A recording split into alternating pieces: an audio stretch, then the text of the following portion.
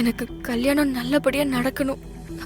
இந்த கல்யாணத்துல எனக்காக யாருமே இல்லைன்னா எல்லாரும் என்ன ஒரு மாதிரி நினைப்பாங்க. அதுக்காக தான் அப்பான்னு ஒருத்தரை வர வச்ச. எனக்கு வர வழி தெரியல. அதுக்குன்னு ஒருத்தர போலி அப்பாவா நீ கூட்டிட்டு வந்தது தெரிஞ்சதுன்னா பெரிய பிரச்சனை ஆயிடும். ப்ளீஸ் புரிஞ்சுக்கோ. பிரச்சனை வந்தா சமாளிச்சுக்கலாம். எந்த கல்யாணத்துலதான் பிரச்சனை வரல. இத பாரு விஷால், நீ என் கழுத்துல தாலி கட்டணும். மனமேடையில உன் பக்கத்துல நான் உட்காரணும். என்னோட ஆசை அது மட்டும்தான்.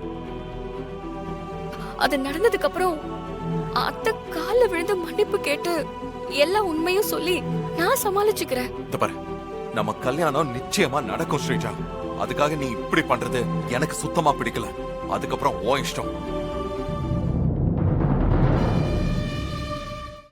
இன்றே டவுன்லோட் செய்து உங்கள் ஃபேவரட் ஷோக்களை என்ஜாய் பண்ணுங்க.